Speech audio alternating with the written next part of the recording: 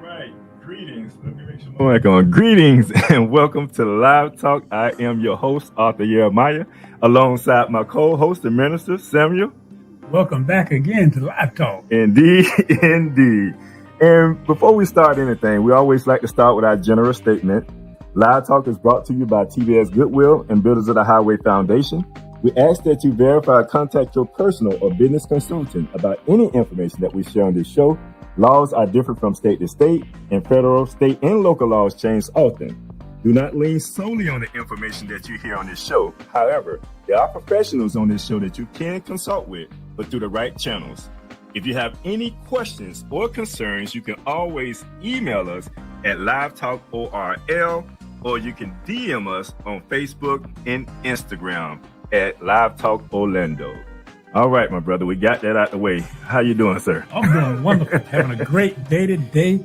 Good to be back in the studio for another conversation. I'm telling you, it's always a beautiful thing to be back in the studio to talk about certain things that are going on in our community, that, that's highlight, stories that most people don't even know about, it's one of those things that we love to bring inspiration.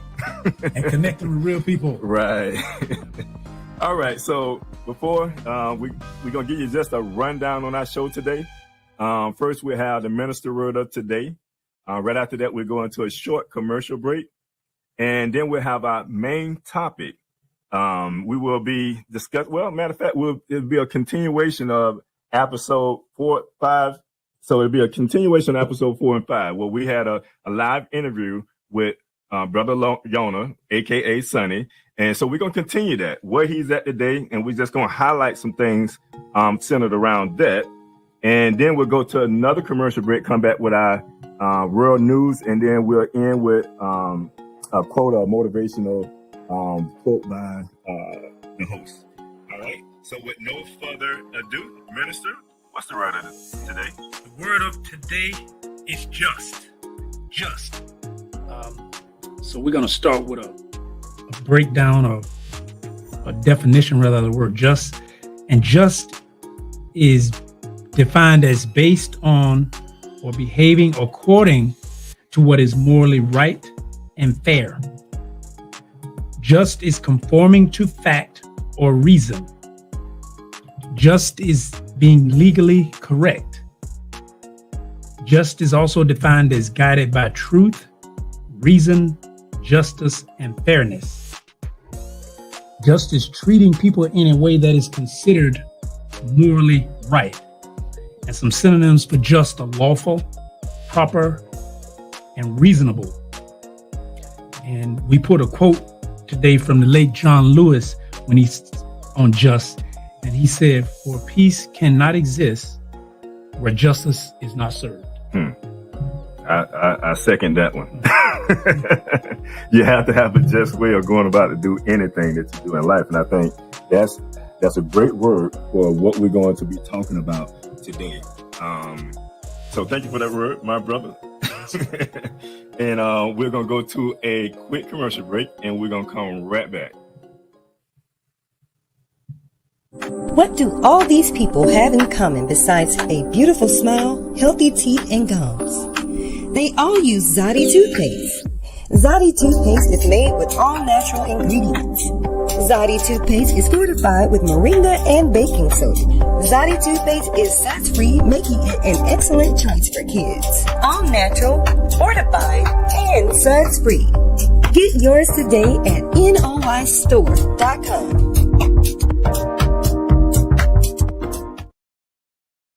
All right, welcome back to Live Talk. And again, we are here with Brother Yonah, a.k.a. Sonny.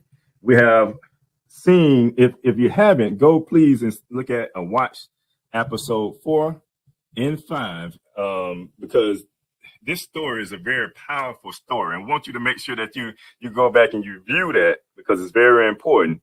And I can't wait to the day that you tell me that somebody reached out to you about a book deal or a movie deal.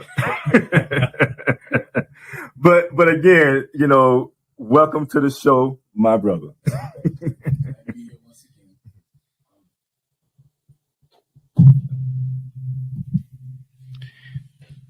All right, so welcome to the show, my brother. I know your mic was off.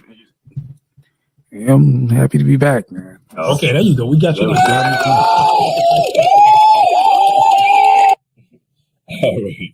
So I mean, we done talked about a lot.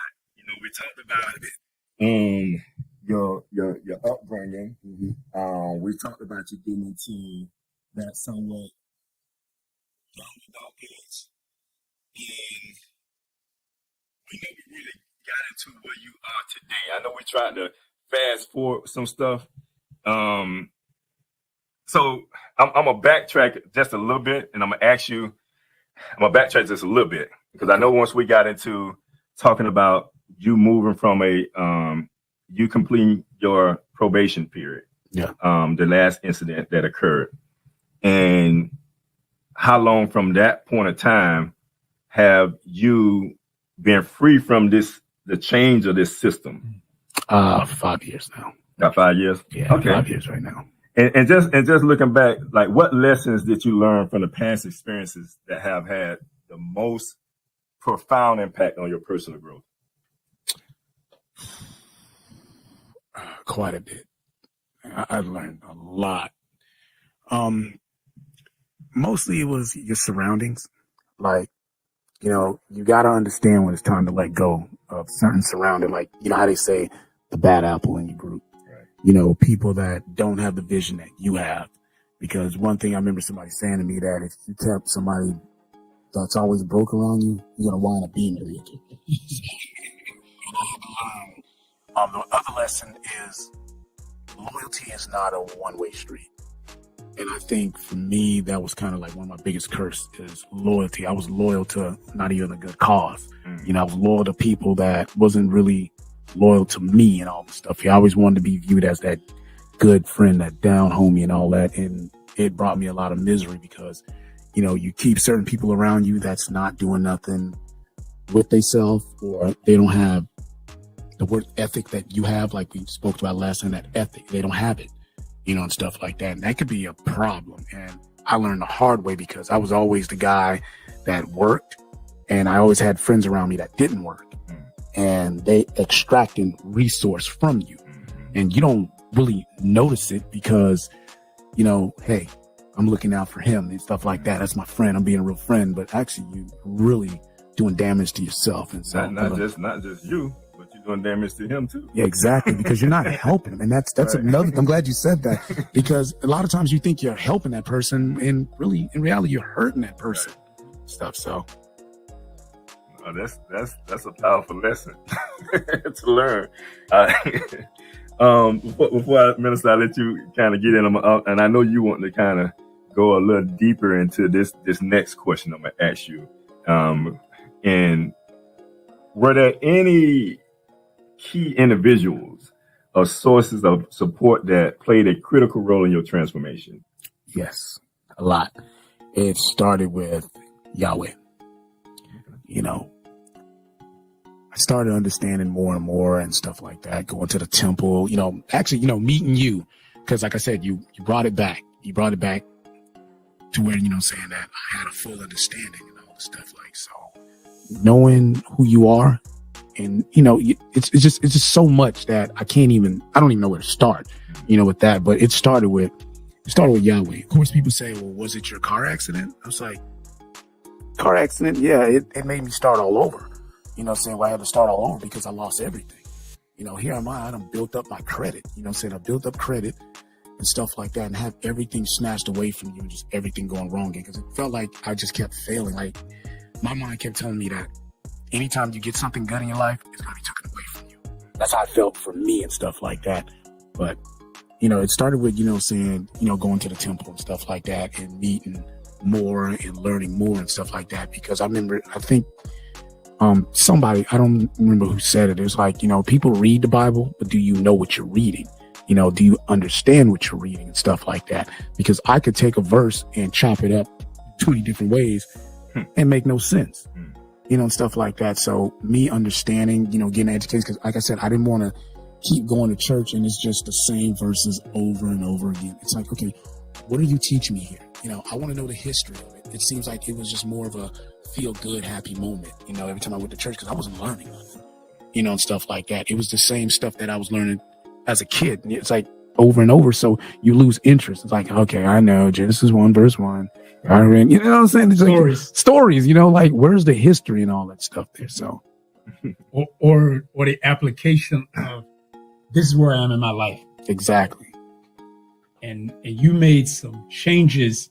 See, because if you're joining us now, it's a few episodes, but you came from a lot of adversity to get to where you are. And I'm going to just preface it like some people will say, well, I came from a single parent home, or we came up in poverty, or I was in prison, and everything is against me and there's nowhere to turn. Now you can go to the streets and you can do a lifestyle totally outside.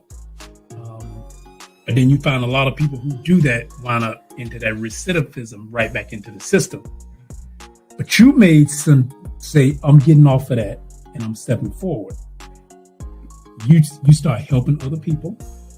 Yeah. Because when you help other people, you actually help yourself by being able to give. See, a lot of it's like what you saw about the scriptures. A lot of people say it's better to give than to receive, and don't understand that what that means is it's better for you to be in a position where you're able to give, because there's nothing wrong with being in need, but you really want to be in a position. If you're a steward of the word, you want to be in a position to help others, and you helped a lot of other people with opportunities, even though you were going through your own adversity.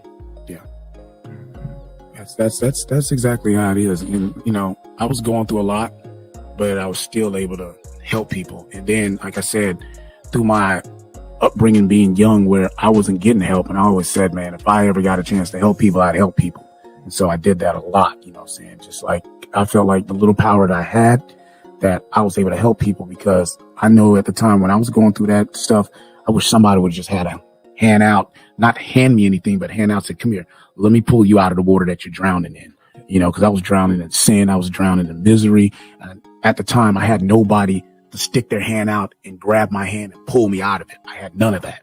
It's like I was just drowning, and I stayed afloat, I'm drowning. And you know how when you first learn how to swim, you're going down, but then you bring yourself up and you go back down. Struggling. You're struggling. You didn't learn how to get on your belly and then swim away, or somebody sticking their hand out and pulling you out of it.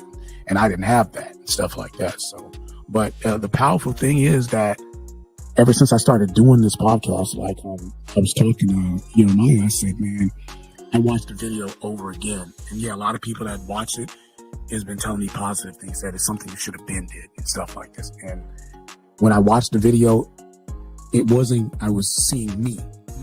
I was listening to somebody's story. And it was like, wow, that story kind of resembles my story. And I'm just and it's like, I'm not even thinking that's me on there and stuff like that. And it was just like, it got so powerful that I told myself, I said, man, I started tearing up. I said, I didn't even know. I got so emotional that it wasn't crying. It was just like tears just started coming down my face, and I'm just listening to this story, but I'm not, that's me. So I'm just thinking like, yeah, gosh, that guy got the same story I got. Like, wow. And he's doing it. It just really played with my mind. Like, it really got me. And I'm just like, I told him, I said, man, I'm so happy I did this. I'm glad I'm able, because like I said, I didn't see, and I told him over and over, I don't see the inspiration in my story. Where's the inspiration? Because I was always thinking, okay, what is success? I felt like if you let everybody else tell it, my story, it'd have a success if it was, oh, I became a businessman. I became some kind of rapper. I became some kind of actor, something like that. That is success. Okay. And then my story is inspirational. But when he explained it to me and I started thinking more and more, and then I started watching things, I probably watched those videos at least 3 or 4 times. And I'm just like, wow, and it really got me, because like I said, I wasn't seeing me on the screen. I was listening to somebody else's story that resembles mine. So now I understand where y'all was coming at stuff like that. Cause I'm like, wow. And then you go back, and after watching it, I sit back on the couch and I start thinking, I was like, I actually went through that. I actually survived that. Right. And then if you tell anybody, cause you just think about it, if somebody hears he was on probation for 15 years. Right. He completed it. Oh, he messed up somewhere. Yeah, he completed 15 years. Like, because you can't tell me there's not somebody that knows, especially in our community, that knows somebody that's on probation. All of us know And somebody. it's meant to break them. Yeah, and they broke them. You know what I'm saying? They can be on probation for 3 years. 3 years. And they'll be done with it in a year. Yeah. Back in.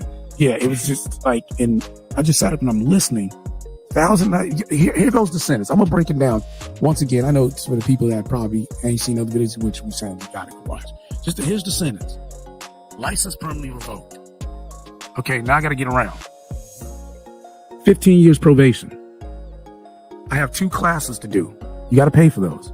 I don't have the funds like that. I'm working a job. I'm getting paid $8 an hour, and right now I'm not even working.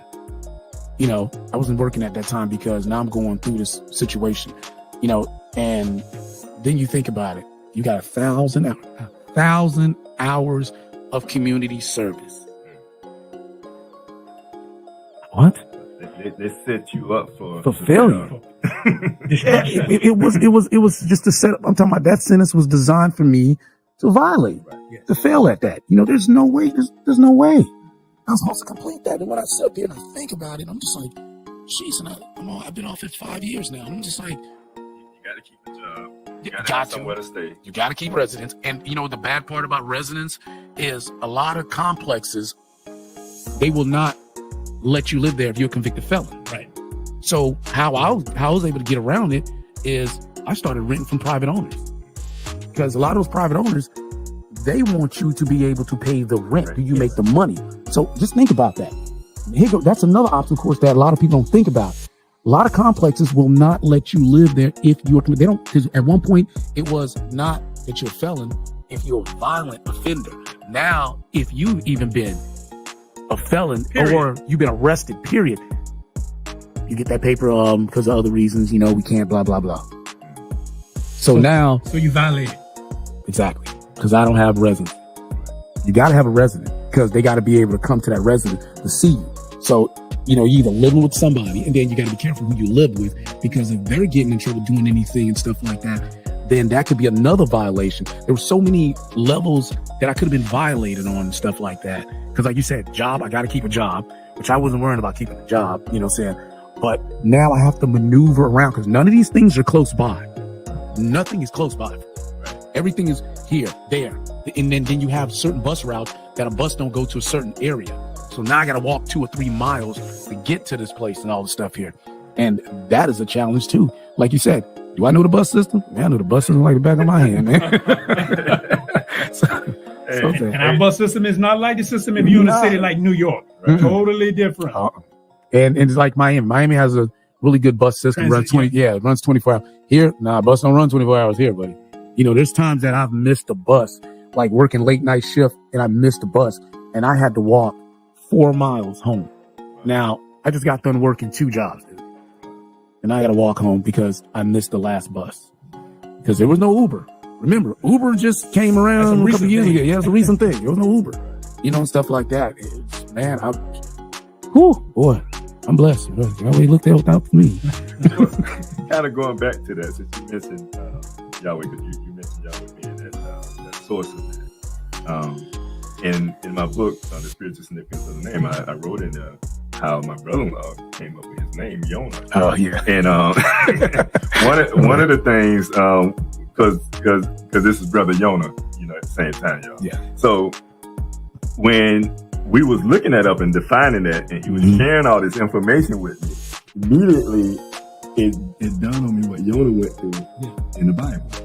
And that's how he gets his name, you know. And I always tell him, I say, always remember that, because there's a negative side of that name and there's a positive side of that name. And we always have to live up to the positive side of that name.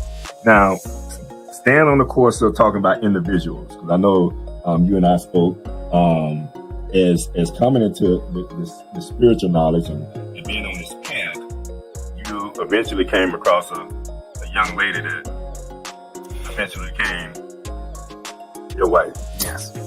Talk a little bit about that. She was a blessing in my life, you know, because at the time, time started where I just, you think about when you want your companion, you want 100%. You know, she's got to meet you 100%, but a lot of times it doesn't work like that. She might come with 75%. I was taking 20%. And those were failed relationships after relationship they just kept feeling, because I kept going after, I kept accepting what came to me, and I seen signs that it wasn't good for me, but it got to the point where I was looking for love, because a lot of my friends, they started dating, and I started finding myself by myself on Friday nights. I'm home twiddling my thumbs, Blockbuster night by myself. I can hear a rat piss on cotton. You hear crickets, stuff that you never heard before. Got crickets outside. You can hear all this stuff now. It just made me like, you're looking at your phone. 10 o'clock. Somebody's gonna call me. Somebody going out. Yeah, okay, 11. Oh yeah, we can leave 11. What? Okay. So it a wrap. Yeah, I call it a wrap. That night's wrap. I kept seeing those things, man, and it's like I always had bad judgment when it came to stuff like that. Trying to find a woman that was like me turned out to be a terrible thing, because I tell people, I said, if you get a woman, in your life, you want her to be like, if you live in that negative life, you want somebody positive, because how are you going to change if you, like, okay, say you don't want to go to the club no more and stuff like that. You don't want to get a woman that loves going to the club. Say you don't want to smoke cigarettes no more, which I don't smoke cigarettes never yet, but you don't want to smoke cigarettes no more, but you get a woman that smokes cigarettes. You're going to continue. So you got to get sort of like the opposite of you, but you still want her to share the things that you love also. And with Maya, Maya was just like, there was no other female, like, because I've heard of women's like this, but I ain't think they exist anymore. I thought they were done back in the 60s, stuff like that. Like, you ain't finding nothing like that. You listen to your parents, you listen to your grandparents. Bobby Jean, she was blah, blah, blah. We don't have women like that anymore. So meeting Maya, how I met her was, and that bus thing turned out to be a good thing. I thought it was a hinder thing, horrible riding that bus, but it turned out to be a good thing, because that's where I met my wife.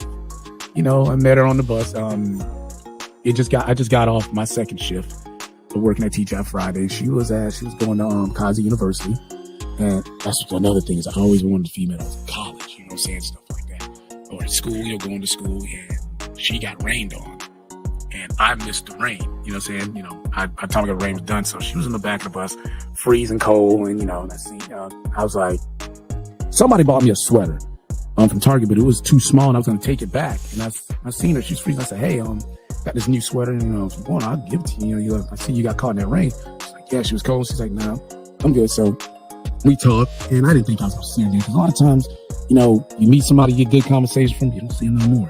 But the dummy that you didn't have a negative conversation with, you see us behind all the time. You know what I'm saying? Like, you get to the point, man, I'm sick of seeing you, man. But I seen her the next day, and then, and she's like, hi. Like, she knew me. I was like, hey, how you doing? So the conversation that we just kept talking about other people we knew, like people, we never talked about being with each other or being married. We became friends on the bus. And then it got to the point where she would call me and say, hey, are you on the bus now? I'm like, nah, I just missed it. So she would purposely miss her bus and catch the next bus, because we'd always meet up, right there at Colonial and Cimarron. We always met up there, not off, but she'd be on that bus and I'll get on that bus, and we'd ride that bus talking, and it was like the best time of talking with her and stuff like that. And she was just something different. Like, man, like, is batteries included with this woman? Because it cannot be human. Because the thing is, like, she didn't say not one curse word in a whole paragraph. Like, I'm listening to this. This is a modest woman. I thought it was stink.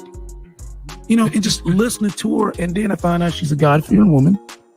And I found that out. But listening to her, she didn't say not one slang word, not one profanity, nothing anger, no negative. She was just, every time she told like a story, a sad story or something like that, it was never met with rah. There's none of that rah, rah, rah. Just, this is definitely one of God's angels. But guess what? I'm the devil, and I'm about to go ahead and get one of God's angels and make my wife and convert myself. And it was just like, because I'm listening to her stuff, and I'm just like, oh my gosh, I'm terrible. Because I'm thinking about my troubled past. Because I always said that with me, it's going to take a special woman to love me, to accept me. You got to be very special. you understand what I've been through and what I'm going through, because just think about it. I'm on probation, man, for those 15 years. You know, and you met her during that probation period. Yes. Yeah, okay. You know, and stuff like that. And I was just sitting here like, man, I'm limited in what I can do and stuff like that. Far as upscaling jobs and stuff like that, I'm limited to where I could pick and choose where I live and stuff like that, because I have to get, you know, a private owner and stuff like that. I can't just get a place and stuff like it's. So you kind of beating yourself up. Yeah, like, man. Like, man, does she even deserve me? Exactly. It's like, it wasn't like, do she deserve me? It's like, do I deserve her? Right. You know, because she's going to school. And I didn't even know she had a son yet. And, you know, it's just like, I have a child, you know, I got a daughter, and I'm listening to this woman. And just like, every time we caught the bus with each other, you know what I'm saying, meet each other on the bus, it was the greatest conversation, man. That bus ride felt so good to talk, because she was so positive. And when she told me she was catching a bus from Lake Wells to here to go to school. Wow. And never complained. You're going to be my wife. I don't care if I got to go to hell, brimstone, if I got to go argue with Yahweh and say, hey, look here, I know we're not supposed to ask you and tell you what to do. You going to make that my wife. You know, it's just, I got to have this one. It's like, I need this in my life. And then I kept thinking the negative, like, you know, you meet somebody like that, they always want to be friends. I was like, I don't want to be your friend. I want to be your husband.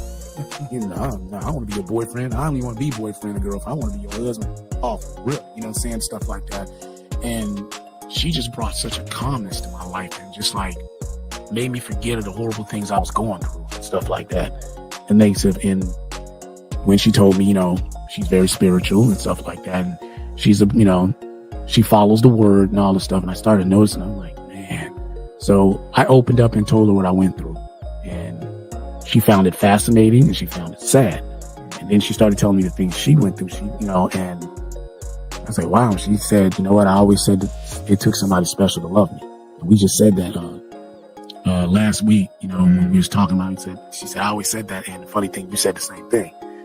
And, you know, we only knew each other for like a year. And we knew we wanted to be married. Man, if that ain't Yahweh touching something, man, you tell me what it is. We wanted to be married after year one. And guess what? We were distanced from each other. And the thing is, I respected was she said, okay, I don't want to get married. I don't want to marry you. She proposed to me. That's what people fail to realize. I didn't propose to my wife. My wife proposed to me. And she told me, this is what she wants to do. She said, I will not marry you or move in with you until she said, I won't move in with you until we're married. And I don't want to get married or move in with you until I'm done with school. I got to finish school first. And if I move in with you, we got to be married. As long as we married, I'm good. I'm good. You know what I'm saying? Stuff like that. See, Palmer, pause. Yeah. See, but the old Yonah, Sonny, I don't want to wait on that. Oh, no. No. See, some changes. No, not Yonah. Yeah, not Yonah. No. Sonny would have been like, bye. Like, okay, like, all right, that's what you want. All right. See you later. You'd have missed. I'd have missed out on that. Yeah, I'd have missed out on my blessing. But Yonah, the good part of Yonah, you know what I'm saying, didn't want to be in the belly of the whale no more. You know what I'm saying? Now I'm going to follow because Yahweh kept telling Yonah what to do, but Yonah wanted to do what he wanted to do. And that's how that name came to me, you know what I'm saying? Because I want to do what I want to do. Because he sent me, you know what I'm saying? Because Yahweh sent me so many warnings. Yeah, okay. Went this way. You know what I'm saying? Stuff like that. But gotta missed out on that blessing and stuff like that. And, you know, you had people that kept on trying to tell her that she shouldn't be with me. Never laid eyes on me. Don't even know me. But one of her friends, I remember when I shared the story with a lot of people, one of her friends said that, where'd you meet him at? And she told me, that's what friends say, oh, I met him on the bus. So her friend's like, oh, you met him on the bus? No, you ain't dating him. You ain't dating. And I was like, what do you mean? I met you on the bus too. Ain't like you riding by in a Lambo. Yeah, I met you on the bus too. She's gonna write you off. Yeah, write me off and stuff like that. And I didn't know she was a mom, because that's the other thing when you're getting ready to have a significant other and you're ready to have a child already. Now you want to know, how's this woman going to be towards your child? You know, because that's really big. You know, you don't want the abuse, the fraction, because, you know, sometimes it can be jealousy and stuff like that. So, and I remember seeing her on the bus, and this was not work. I was going to the mall and she was going somewhere. And that's when I seen somebody, my son. You know, I thought it was a little brother. So, hey, you know, she was like, yeah, I said, it's your little brother? She's like, no, it's my son. This is before we started dating. I was like, son? She's like, yeah. So now I got kind of happy because I'm like, okay, well, she has a kid too, you know what I'm saying? So, and, you know, I got to meet this little cute kid who was my son, Timothy, and stuff like that. And automatically this kid was attached to me. I remember I invited them over to my place when I lived by myself. I invited them over for lunch, which I cooked for them and stuff like that. I cooked for both of them. And this cute little kid, while I was walking him back to the bus, I said, can I start calling you dad now? And me too just talked about that 2 weeks ago. And so he still remembers that. And I told him, I said, I haven't done nothing for you yet to deserve that name. I said, the time will come and stuff. So then, as you know, it progressed to marriage. And it was, like I said, one of the greatest times of my life because I never seen myself being married. Marriage was an afterthought for me because I didn't think that I would ever find that special one, you know, that I could sit up here. I've dated a lot of women, and there was not one of them that I gave a ring to, engaged, or thought about marriage, you know what I'm saying? But her, it was like, I was ready to marry that one within 6 months. I was ready to marry her. So that's why I told you, I said, yeah, we've been married 14 years now. 13 years going on 14. We only dated for like a year. And it was sort of like a distance date and stuff like that. And then where my heart came with helping her, because before we became a commodity, when she was telling me that she was taking that bus from Lake Wells to here, I was like, wow. And her lunch was water and a bag of chips. That was her lunch. You know? Didn't bother, didn't complain. So what I did as a friend who I cared about her a lot, I was making a nice amount of money, and I would buy her bus pass. And when I go to buy my bus pass, I bought her one too. She never complained. She was fine with the chips and water for lunch. She was like, didn't bother. I was like, no. I always did that. And if I had a time, like I was off that day, I would go visit her at school. We'll go have lunch. I'll take her out to lunch and stuff like that. So it goes, again, there I am. I barely have. I'm taking care of all my bills on my own. I have a daughter and all this stuff here. But I have just enough that I can give to somebody. And she was like, you don't have to do it. I said, nah, man. I said, look, I'll probably spend this money on drinks. You know, I said, I'd probably spend this money on something foolish. You know, I'll probably go get me a $20 shirt that I probably don't need and stuff like that. I said, I'd rather give it to somebody, you know, because it's more important to you than it is to me. You know, money's important to me, period. But I know where this money is going to go at. It's going to help you. But it was such a great decision to stay in pursuit of her and just keep on building something with her. And like I said, I knew I wanted to be married. I was just afraid that she was going to tell me that I like the way things are. Let's continue to be friends and stuff like that. I don't want you as my wife, right. You know, and stuff like that. And when she proposed to me one day, I didn't know how to react. I was, what's going on here? Yeah, like she proposed to me, like, huh? So, and I was like, oh, wait, no, I'm supposed to say no, I'm proposing to you. And it just stunned me. Like, wow, like, can you do that? Maybe what? Hey, give me the Bible real quick. Give me the Bible real quick. Make sure we ain't breaking no rules. You know what I'm saying? Look at this Bible. Make sure this ain't no sin. Woman proposing to man. You know what I'm saying? So it was like everything just came there and just wow. And so we were going to the DMV, and this is where it gets even better. We're going to the DMV, and we go ahead and because we holding hands, we get married. So the lady told us, because you know traditional marriage, you think that you got to have a pastor, you know, to marry you. Right. I didn't. Yeah. So we're there, and they're like, yeah. So they just give it to him, like, okay, well, I said, yeah, you can set up where we can do something for you the following week here. I said, what do you mean? I said, don't we need a pastor or something, preacher? She's like, no, you just need a notary. So what? A notary. So what do you mean notary? Just sign off, like, that's it? Yeah, so, a representative of the state. Yeah, so a representative of the state. I'm like, so I'm looking at her, we're looking at each other, so we don't need a notary on it. This is a notary. Witness. There's a witness. So I call her and I said, yeah. I said, yeah, I need you to sign these papers because me and Maya, we're going to be married, and we just need a notary to sign the paper. And it's like, oh, yeah. I said, she's like, yeah. She's like, nah, I'm going to do something for y'all. Yeah. I said, do something for us. So, yeah. So I said, yeah, I'll do a little wedding for y'all. I'm thinking she was going to bring us down to, to the office and marry us there. Within a week, was it a week? Yeah, about a week. She put a whole wedding together. Wow. Boy, that lady there is amazing.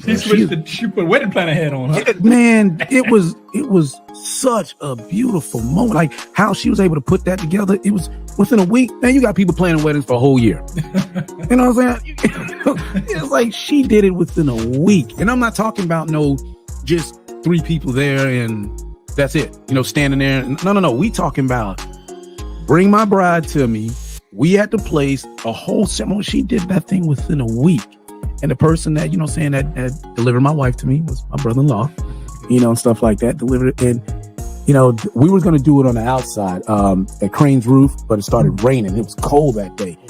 And it was raining. It was cold. But I'm from South Florida, so I get cold real quick. But that day, I didn't feel nothing. My body was numb. And then I used to always sit there and talk trash about, I don't see how people be talking about some nerve when they get married. I'm like, they get used.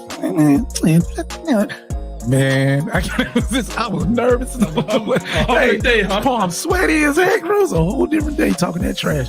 And sitting on that balcony, looking at friends, family, and stuff like that. And just people are there. And I'm like, this is really happening. It's really going to happen. Yeah, so I'm looking. We're on the balcony and stuff. And then I see coming along, here she comes. Wedding gown, sort of like a wedding gown put together, hairpiece, bouquet, and just the whole thing. This is a week. Wow. A week. Plant everything. Man, I was just like, oh, this is really happening. And seeing my wife, my beautiful wife, man, be delivered to me by him, I was like, wow. It really told me I am growing. And it told me I was blessed. And stuff like that. Because now I'm starting another journey. I'm going to be a husband. I went from, a kid trying to figure life out, troubled teen, to a young man that's still going back and forth, which way to go. Yeah. Saying, who am I? What am I supposed to do? So now here I am, hardworking man. Now I'm taking the next journey on husband. Because I've been a father. So I know what fatherhood is, but what it is to be a husband is something I had to learn and I want to learn on the job. But things like, during the honeymoon stage, I kind of struggled because I did not understand that your companion is supposed to be your best friend. You're devoted to that person. I didn't understand that because I had friends that was there first. And through my little ignorant mind that, hey, they were here first, man. I can't just, no. So I thought I was doing a good thing because once we got married, we moved in with each other and her son is mine now. It's my responsibility. I would come home, cook dinner. I'm cooking dinner. My wife would get off later on, go to the bus stop. Apparently you like to cook. People don't realize that. Oh, I love to cook. Yeah, I do it for a living. So I love to cook. Okay. So I'd go get my son from the bus stop, bring him home, help him with his homework. Then my wife would get home, we'll sit down. And like I said, my wife is a devoted Christian. You know what I'm saying? So we sit down, we hold hands, we pray, and then we would eat, we'd talk, then I'm out the door. I'm back into the neighborhood hanging out. What's wrong? What am I doing wrong? And I think this your nerves come from, and we all probably can attest to that. Mm. When you commit yourself to someone, which that's what you did, there's a lot of responsibility that goes along with that. When you make that vow, there's a commitment there that you be with this woman, that you support this woman. And the other way around, you look at it, the woman has to do the same thing to the man. You become a family, become one. The scriptures say when you leave your father and your mother, you become one with your wife. Now y'all are one. And you said, like you said before, yeah, you knew fatherhood, but now you got to navigate being married and being a father. Exactly. So now it's like a double commitment, but now you have to navigate how do I bring this together? But what you chose to do at your early stage it's kind of disappeared. Yeah. Well, my family gonna be all right, but let me go over here. Yeah. That was the schedule. Like I said, it was time spending. I thought I was doing something good because I said, yeah, I cooked dinner for them. You know, we sat down, we ate dinner, we talked, and then door. I didn't understand time spending, you know, but my thing is, like I explained to her when things started getting hard, was the thing was, man, is I didn't know how to be, what it is, what's the word I'm looking for? Affectionate. I didn't know how to be affectionate because I didn't get that as a kid. You know, my mom wasn't really affectionate towards us because, my grandparents wasn't affectionate towards her from what we learned down the line. So my mom was really more stone cold. You know, she was more hard, but, the one that got majority was, the two babies, which was Angela and JJ. But my mom was never really affectionate. I don't remember my mom ever telling me as a kid that she loved me. I don't never remember my mom telling me. And the thing is, me and my sisters, we all talked and we like separate conversation, and they felt the same. We was like, yeah, I don't remember mom ever telling me she loved me. And I was like, wow, and stuff. So I didn't know how to be affectionate. Only person I knew how to be affectionate to was my child, my daughter. Kiss on her, love on her. I didn't know how to be affectionate towards a woman in my life. I just thought that, hey, I did this, I did that. Okay, bingo. I didn't understand that, we don't have to do nothing. Like, okay, do you want to go somewhere? No, I just want to sit on the couch and sit next to you. Huh? Who does that? Stuff like that. I just felt like every time I spent time with her, we had to go out to eat, or we had to go to, we had to do something. I didn't understand. No, it's okay to sit on the couch and just admire each other. You know what I'm saying? Just be together. Yeah, just to be together. I didn't understand that in the early stage of marriage. I struggled with that and stuff like that because I didn't know. I didn't know. I thought, you make love, and hey, that's the only time you can cuddle up when you get ready to make love, and stuff like that. I didn't understand, just quality time spending. I thought, okay, we're spending time, we go grocery shopping. She's like, no, that's not time spending. Yeah, we were together, but, and that was something, like I said, I told her, look, we agreed that we're going to learn on the job. And I said, I didn't have nobody really to look at, in the family, say, successful marriage and all this stuff here, and look at this marriage stuff, because during the time, Anz was the first one that got married, but I think they were far distant. We wasn't close to them and stuff like that. We still not close to them. They way down here. They keep moving further and further. Well, you keep doing that. But so it's just like, so we didn't get to follow them, and I didn't have no successful marriage that I can look at and learn from. Because my dad and mom, they were boyfriend and girlfriend, but by the time I came to age, they weren't together. Remember, I didn't even know I had another mom. Right. I was claiming my brother's mom. That's what I thought was my mom. I never knew I had another mom. So, and there was nobody I could remember that was married in our family that always was around and came around, where you was taught this is how a marriage couple engage and all that stuff. So I didn't have that. I had friends, their mom and dad was married, but I wasn't around them, a lot.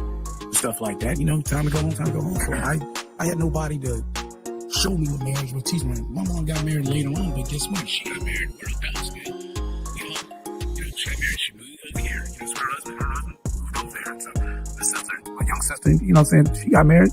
She moved over there, because when they first got married, y'all went to Arbondale, right? They went to Arbondale and stuff like that. So I was around no person. The wedding that I was at was a buddy of mine's named Shane. He was young. And this one I knew it was a problem because I'm up there in age. I'm like, wow, I watched my baby sister get married. Yeah, I'm the second oldest. I can barely find a companion. What am I doing wrong? I was doing a lot wrong. You know what I'm saying?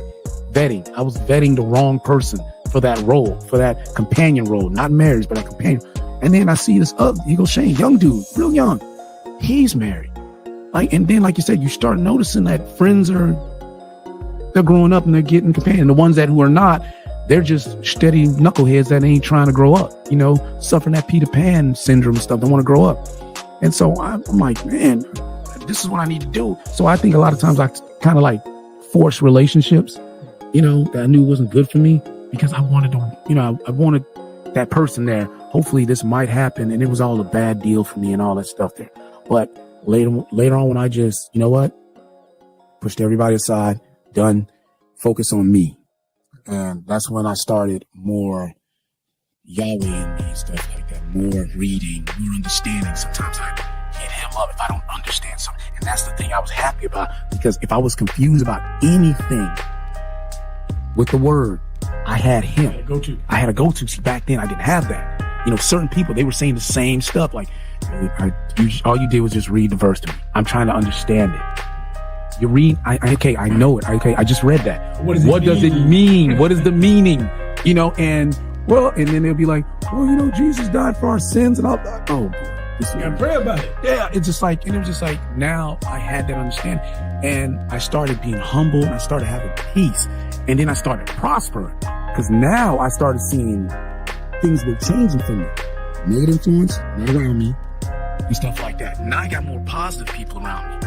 And I got I inherited two Scots. Man, my wife, her sister husband, Scott.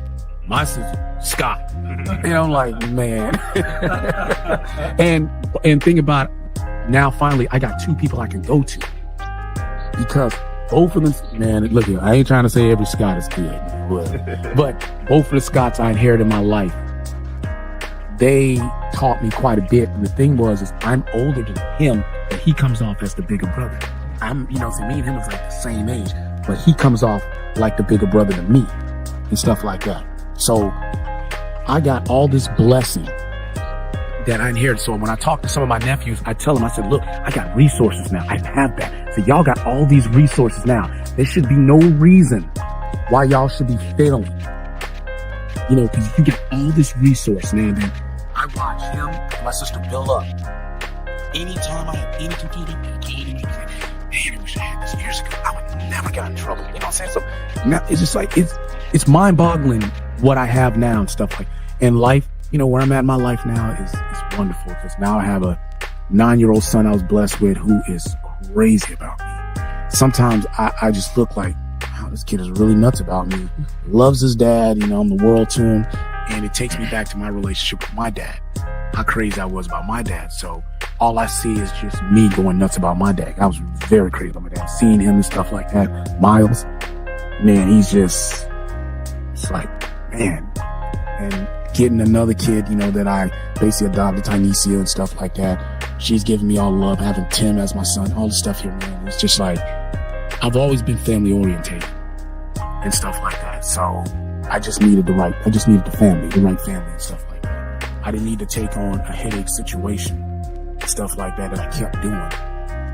So, you know, being married, I've been married like going on 14 years now. I'm happy, you know, I have a son out of the marriage and stuff like that, which I gained 2 sons. So, it's just, it's such a good place in life right now. Do I miss the struggles? No, not really, but I respect it. I learned a lot from it, you know, and like I said, watching that video, man, and it's like I was listening to somebody else's story, and then I think that's me, and I'm like, man, I survived all that. It took somebody very strong, very blessed, a lot of prayers from me to get through that. Because there's no way I was supposed to. I'm telling you, because the average person, if you tell them that this is what they're going to go through, what I went through, they'll probably jump off the Brooklyn Bridge. They'll probably end it. You know, stuff like that. But I made a conscious effort to go get help. You know, stuff like that. Because a lot of us, we suffer from trauma, but it's pride.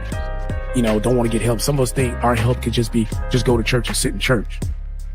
No, you got to engage with somebody and stuff. I went and got help because I needed to understand. I'm not angry no more, but why am I constantly confused and messing up? And I understood. You know, I've talked to family members and stuff like that. I started talking to family that I inherited and stuff like that, but I went and got counseling and I understood, you know, so I understood what was my issues. And I spoke more to marriage couple. I went to marriage counseling by myself. I went to marriage counseling. I went with my wife a couple times, but I went by myself. I continued by myself because I need to get this marriage thing right, because I don't want to have a failed marriage, because the statistics is with us in marriage, like we might last 2 years. And it's divorce and stuff like, and you read this stuff, and I didn't want to be part of that. You know, The biggest thing about that is what we fail to realize sometimes. When you get married, you marry a person that you are in love with at that time. Mm-hmm. Over time, people change. Exactly. And that person becomes another person. That's why oftentimes, me and my wife going to end up doing it. You have to recommit to that person. Exactly. And we have to be real with that. You know, when a person changes, you have to recommit. If you still love that person, you want it to work, you have to recommit yourself to that person. And sometimes it can be 5 years or 2 years. What you say, it can be 2 years, it can be 5 years. You have to assess the situation and say, do I still feel the same way I did 2 years ago? You may not, but is it worth me moving forward trying to make this work?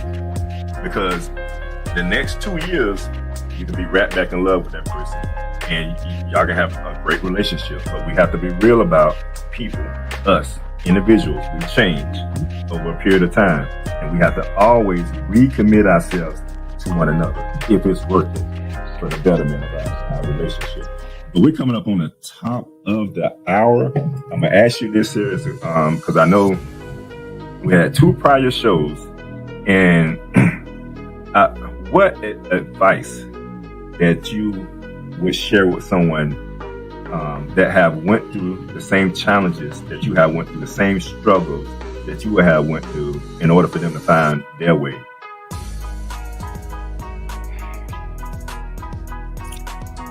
Man, that's a hard one.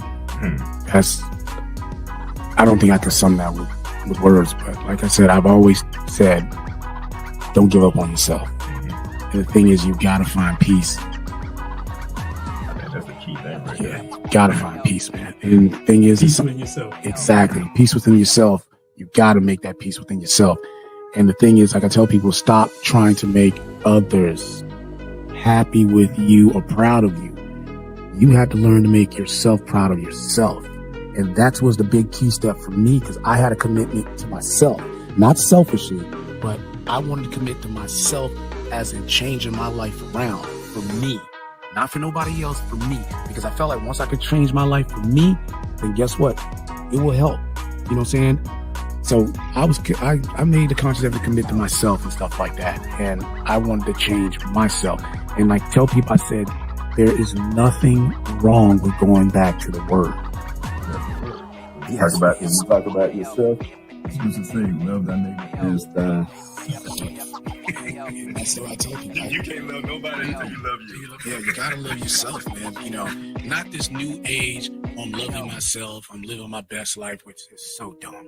You know what I'm saying? Because a lot of times, then people are they're miserable and they're trying to put on a mask to cover up their misery and stuff like that. Because, you know, I tell people you want that special someone, but you got to do right by that special someone. And I tell people that one of the things I didn't want to do when it came to marriage was because I knew a lot of people made these mistakes. I didn't want to get married because we had a kid. You know, a lot of people made that mistake. I didn't want to get married to you because I was happy with what was going on in the bedroom. You know, I wanted to marry you because of you and stuff like that. And that's so I tell people, because one thing I tell people when it comes to mistakes and stuff like this, we love a party. And what I mean by we love a party, it's like, because we love to dress up. I tell people, what are the 2 days, the 2 times a year that you'll catch a lot of people in church? Easter. Christmas. Because those are 2 party days. And because, you know, you get your Easter outfit. No. Those are the 2 days you dress up. Because it's like, because you're going to have Easter, your Easter clothes, dressed up Easter party, Christmas, same thing. Wedding is another one. Because a wedding is a celebration. We love to dress up and celebrate and all this stuff here. And that's why a lot of times you force these marriages. You know that dude ain't good for you. You know that chick ain't good for you. But guess what? You force that marriage, then it fails within 6 months or fails within a year. Because, you know what? Because y'all didn't get married into the word. Y'all got married to what y'all, you know what I'm saying, what you were lusting over or stuff like that, or what you found. I tell you, don't do that. You know what I'm saying? If you're going to marry that person because you love that person. And you, like you said, understand down the road there's going to be some changes.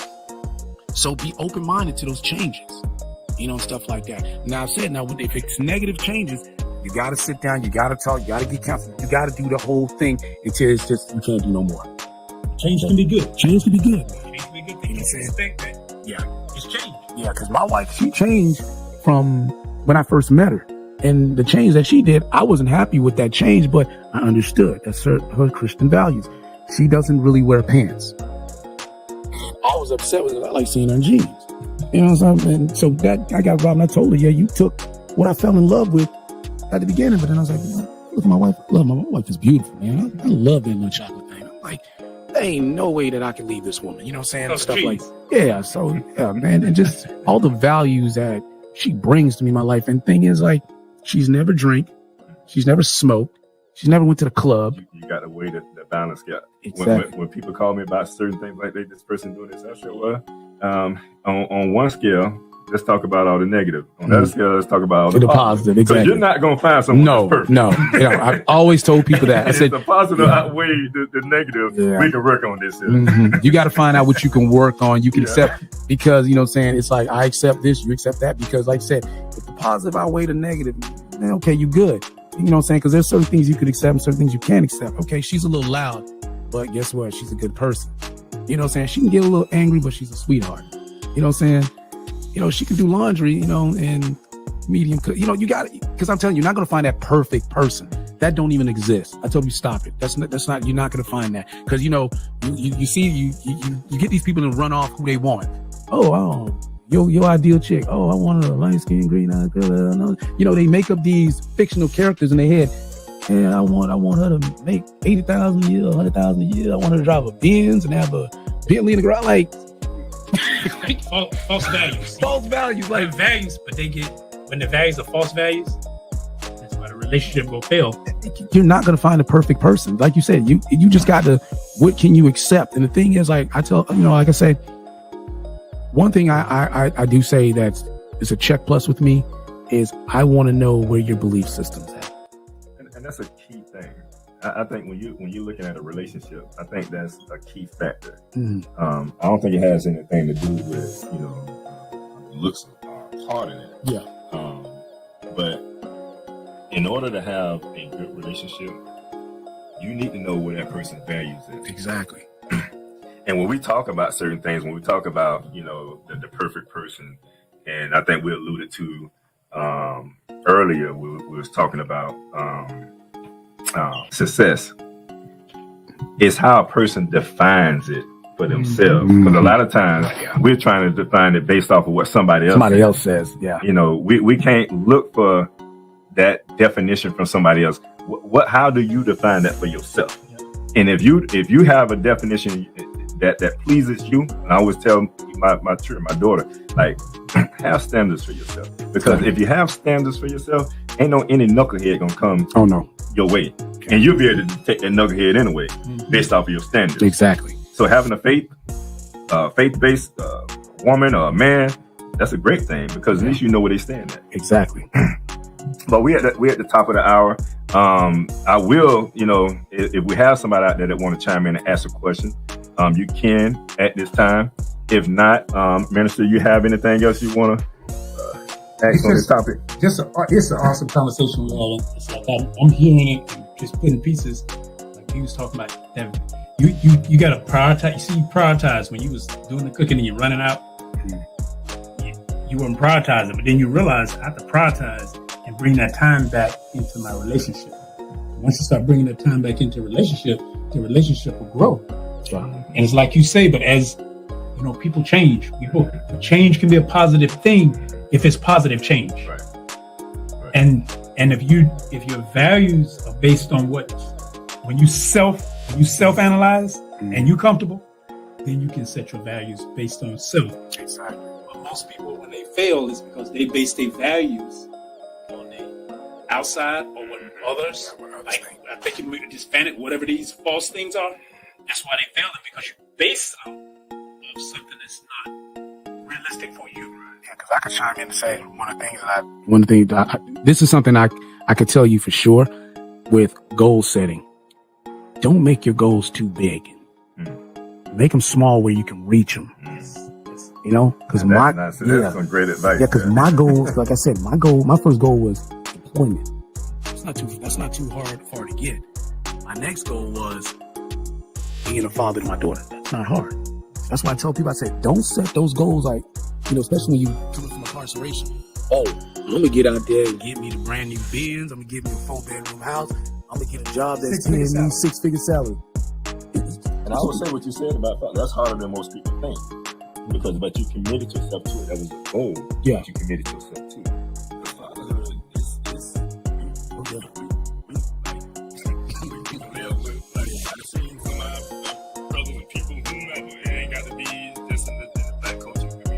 Black culture, whatever culture. I've seen them with women and they think they're father because they impregnated this woman and a child here, but they're not there for the child.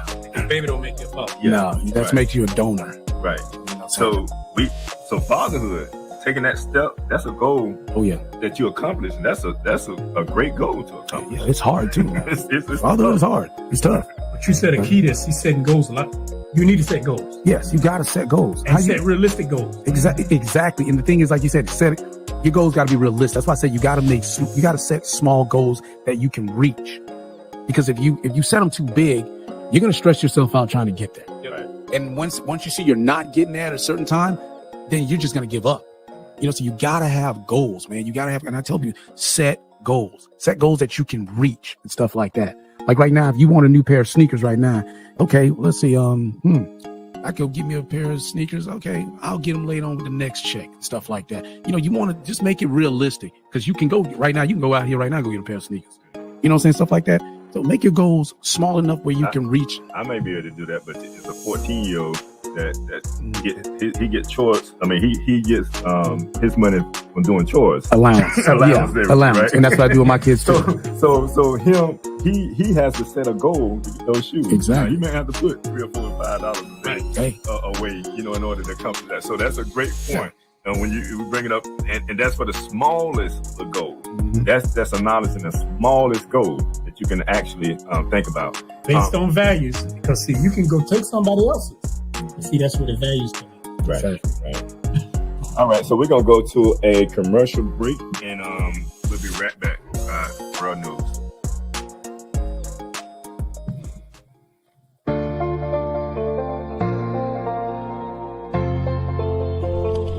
Hi, my name is Joe, and I'm an enrolled agent with Scott & Associates accounting firm. As you can see, we work diligently for our clients, making sure that all of their tax and accounting needs are met. Come take a walk with me. At Scott & Associates, we pride ourselves in providing exceptional service to our clients. We firmly stand behind all of the work that we do. However, we have also put measures in place to protect our clients should something ever go wrong. To schedule a tax appointment for your business or personal need, text or call us today at 321-754-1360. And remember, you can always count on Scott.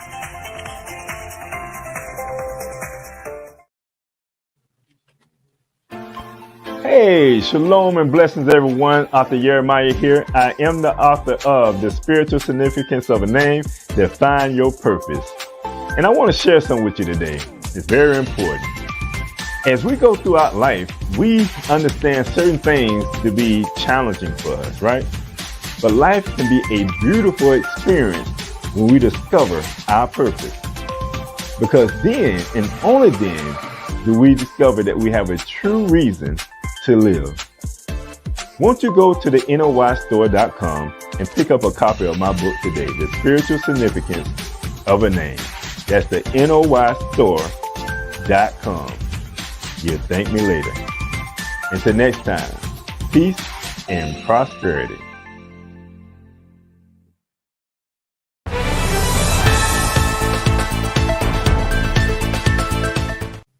There's a long tradition of black folk who have stood up and spoken out against the occupation of Palestine and spoken for the liberation and self-determination of the Palestinian people. I'm Mark Lamont Hill, and this is a word about why black Americans should support Palestinian liberation. I first became interested in the Middle East when I became interested in Malcolm X.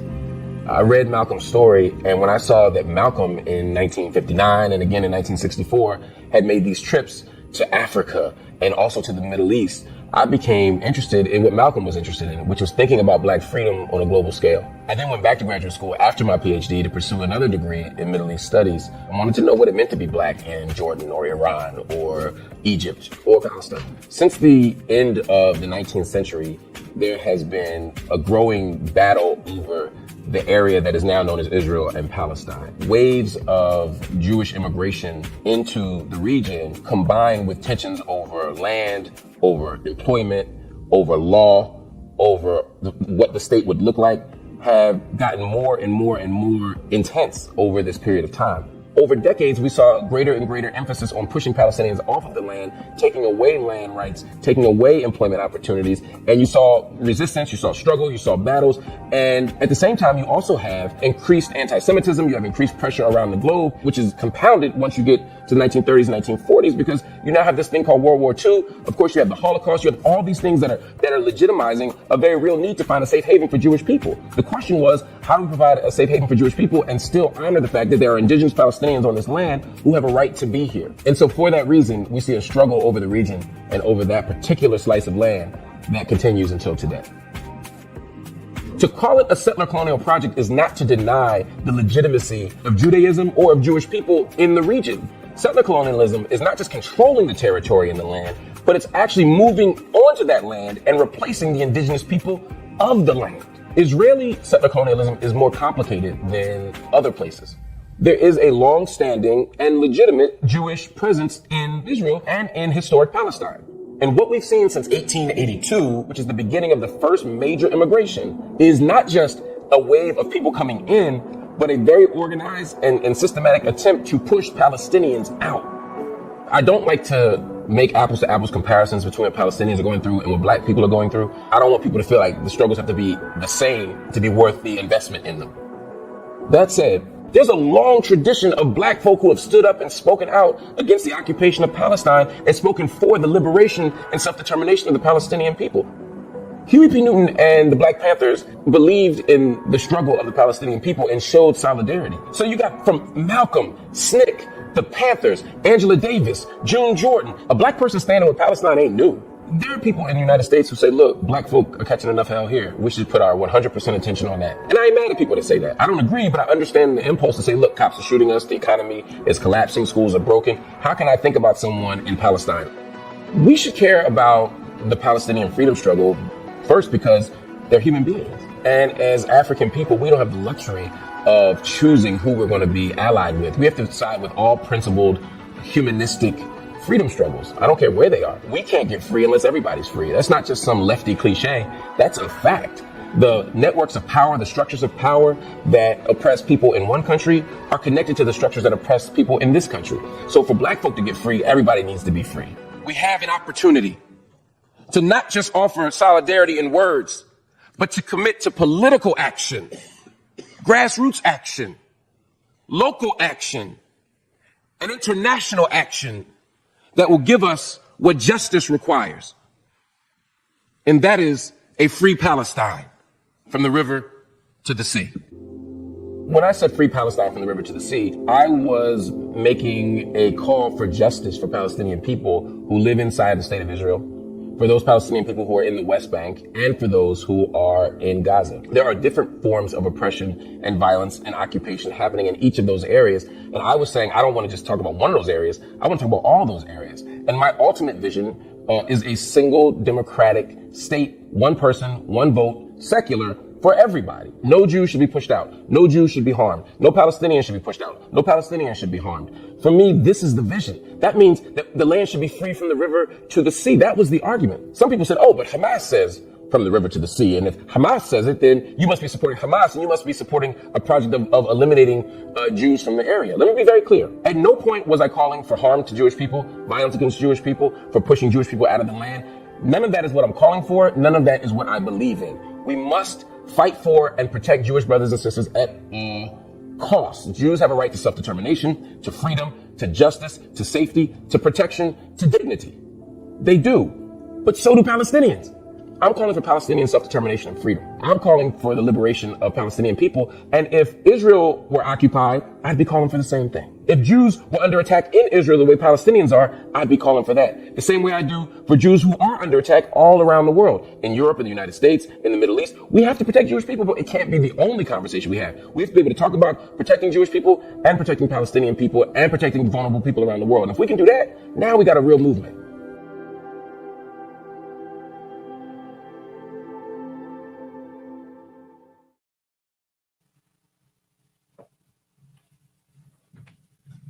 All right. Welcome back. We just viewed a video by the brother Mark Lamar Hill, who is a host of Upfront. He was a CNN personality. He was fired based off of some comments he made, as you may have seen in that video. But it was in respect of his mission and a lot of the mission of a lot of activists when it comes to liberation for people all over the world. He was fired for that, and so what I'm gonna do at this time, because the idea was he was speaking well at any time when this is the notion. I'm gonna try to be as correct as I can when I say this here. The notion is, if you are in support of the liberation of Palestinians, then you're anti-Semitic. So what happened was he was fired for the comments that he made at the UN because of the notion of him being anti-Semitic. Because we heard what he said, and what did you take from what he said based off of Palestinian liberation? Well, he makes some very valid points. I didn't know he got fired. I know I hadn't seen him in his position. Right. I mean, that's a personal argument with me, because I'll preface it with the fact that because I'm a Hebrew Israelite and I trace my heritage and my genealogy not back just to Abraham, but all the way back to Adam. Okay, so I feel personally as one of the original Semites, so I can have a unique perspective when I say this. And I know part of his issue and the political climate that we're in, if you say anything about Israel or about Jews, you can be cast as anti-Semitic. And that's actually a false political statement. But the other side of that is there's very anti-Semitic people who hate Jewish people, who commit acts of violence against Jewish people. There are other groups, if they had their way, they will wipe Jewish people off the face of the earth. So that's a real issue. But because that is a real issue, it don't change the fact that Palestinians are real people. And their struggle is different than ours, but it's when you're in a position of a minority and you've been oppressed by a government that has a stronger military than yours, and your land is being taken and your people are being killed, it don't get talked about. So it makes it, so see, we as a people, and I say unique because being a Hebrew but also being black here in America, we have oppression that we deal with every day. And it's like a threat to justice anywhere is a threat to justice anywhere. So people need to be free throughout the whole planet. And I'm gonna let somebody else talk, but what in my studies and my understanding, what I find is that we as a people, if we truly believe in doing what's right and doing what's just, we have to do that for all people, irregardless of their race, irregardless of their religious belief, irregardless of what country they come from. And when we say, I'm gonna support this person this group, but anybody else I'm against, I think that's where the problem comes in. And I think it's seated in religious belief. When I'm a spiritual person, I mean, people should be free to practice whatever religious belief they choose. The problem comes in is when you take your religious belief and say that anything different than mine means it's okay to kill, murder, rape, do whatever to those people. And the hell with the other people, their lives don't matter anymore. All religions, all Bible, the Bible, they all have incredible principles. Man perverts those principles, and then Satan has a tendency of taking those principles and pitting good people against good people. And now he sit back, just like now there's a war going on over in Israel. You have, some people want to get into conspiracy. You have Hamas who they went and murdered a bunch of Jewish people. They murdered a bunch of Jewish children for no reason other than to murder them. That is a horrible thing. That we shouldn't, as a moral people, allow that to happen. And we shouldn't condone it. And you can't, and you have to be able to, and you can't condone it. You have to say that is horrible, and it is horrible. But I'm not afraid, and you shouldn't be afraid to say that because of that, you can't murder and brutalize Palestinian people, because the majority of the Palestinian people are not a part of Hamas. So it's not right to go after Hamas and then say, well, I'm going to kill Palestinians, and the Palestinians don't matter. Because if someone said that about Jewish people, you say it. It's a complex issue, but it boils, I think it all boils down to, if we really believe in the books that we say, if we follow those books and those principles, we wouldn't have the issues. But we get into our camp, and it's like either you're with me or you're against me.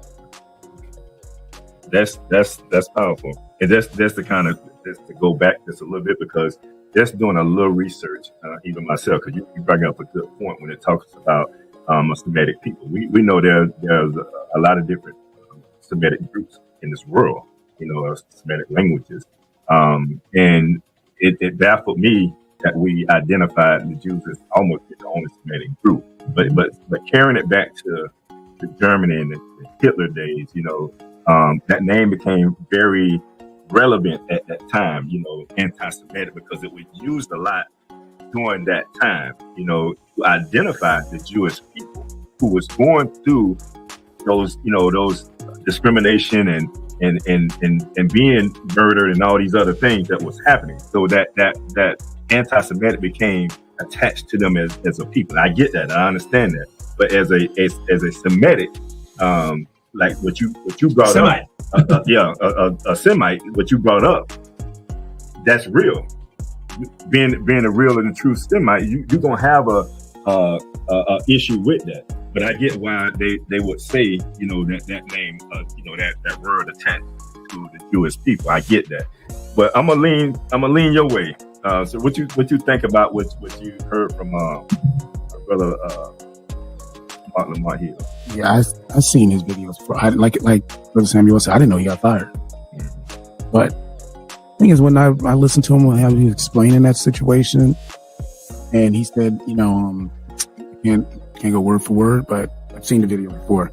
But it takes me back to the Native Americans. I always go back to that, because the Palestinians, that's their land. And you're running them out of their land, and that's how I felt like the Native Americans. They were done the same way. So they have every bit of right to be there and stuff like that. And the way they're being governed, it's messed up. And like you said, they're using Hamas as a way to target them also and stuff like this. And it's like, you don't hear nothing about, when the Arabics were killing Palestinians, and you didn't hear nobody made no uproar, nothing about it. Hamas killing Palestinians. Nobody don't care. Nobody don't care at all. But it seems like every time you mention anything about Jewish people, you could just say a certain little thing, and they, like you say, they're anti-Semitic. Like, I remember somebody, one of the I'd say that, Jewish people, they own majority of the banks and the network, and that person got called out to be anti-Semitic.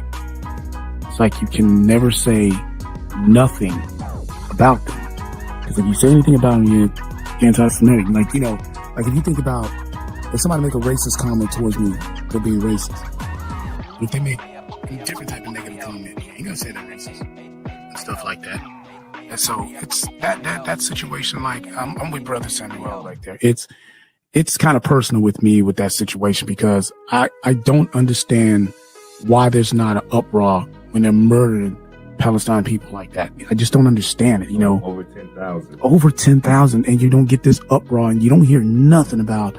Like, because to me, it sounds like, what are y'all trying to do, genocide or something like that? It's just, you don't hear it, because the Arabic people was killing them. Every time a different group is killing them, you don't hear nothing.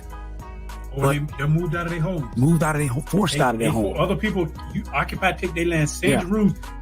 So where are they supposed to go? They're under your rule. And it's like, okay, because you have a bigger gun, does that make you right? No. And the thing is, like you said, wrong is wrong and right is right, and stuff like that. And sometimes we get lost in that situation that, like when you had the Catholic Church back in those medieval times, just killing people, like, saying, like, because their practices. Like, who gave you that? They're right, just go killing people, you know what I'm saying? But what the word says, thou shalt not kill. And I'll just kind of cap it off. You have, and one of the things the brother I listed another week, you have international war laws that are in place that forbids like a lot of this stuff that's going on from happening. It's more of a human rights issue. Yes, and most people need to pay more attention to that, especially like the higher power. I do commend what's the president's name again? Biden. Jokes. If you let Trump tell it, he's gonna think Obama's president. Hey, I do commend him. That's a tad, because he did mention about a ceasefire, and I think that's what should be looked at right now when you talk about diplomacy, a diplomatic diplomacy. I think that needs to be implemented, because you look at Gaza right now, and it's just like this here. And we coming at the end of the show, but it's like this here. If you keep picking on me, or if you every marginalized group, like even from us, there's a group of us that erects up out of that. Like you got the Black Panthers. We're not gonna stand for this. We're not gonna do it. Everybody appreciated the Black Panthers because they stood up, but everybody wasn't with the Black Panthers. We didn't go out with the Black Panthers. We didn't do certain things, but we appreciated the Black Panthers because they were standing up for Black rights. They wanted the best for their people. I'm not condoning what Hamas did, but Hamas is one of those type of militant groups that say enough is enough. We're going to stand up for our people, and if it costs our lives, then hell be with it, or heaven be with it. Yeah. And you're making it easy. Right now, you're making it very easy for them to recruit. Right. Yeah. Because the thing about it is, Gaza is considered an open-air prison. It's blocked by Israel, and I don't know why Egypt blocked it, but it's blocked by Egypt. The water there is not good. People are dying. The hospitals are not good. They're not getting electricity and energy like they're supposed to. So people are already dying there. And you can only raise your voice so much for help to come until you say, you know what? Hell with it. What choice do I have? What choice do I have? I know the ramifications, what's going to happen. But if I sit here, I'm going to die anyway. So why don't I raise my voice and say, we need help? And you look all over the world, these people need help. And that's what should be happening. Well, I'm going to end it there on that note, because we're at the at the end of this show. And I'm going to start with you, brother. I'll let you sign off. Oh, man. Okay. I don't know. How you want me to sign off? I can pass it on. I know that's one of those type of notes. Go ahead, Minister. I'll say, on closing on this mark, that here's a time when I think people really need to focus on their spirituality. If you believe in the Bible, if you believe in the Holy Word, if you believe in the Quran, if you're a Hindu, it's time for you to take the principles and apply them equally. Apply them blindly. Take those principles and apply them to people. Put a blindfold on. And how would you treat anyone with a blindfold? Like you say, if people say, what would Christ do? If he was here today, what would he do? If Yahweh was here today, what would he do? If we truly believe that we are our brother's keeper, we need to become our brother's keeper. I agree.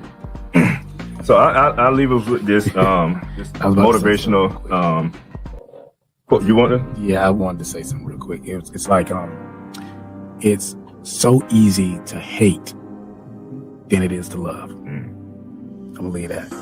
Okay. This is a motivational quote from Potter Stewart. It says, "In the end, fairness is what justice really is." We talked about being fair and just. And we have to understand that fairness is what justice really is. Now, this quote highlights the intrinsic connection between fairness and justice. It suggests that true justice can only be achieved when fairness is upheld and applied consistently. It serves as a reminder that fairness should be an inherent aspect of any system or process intended to promote justice. So I leave you with that. And from the host, Peace and Prosperity, and from Live Talk, we are out.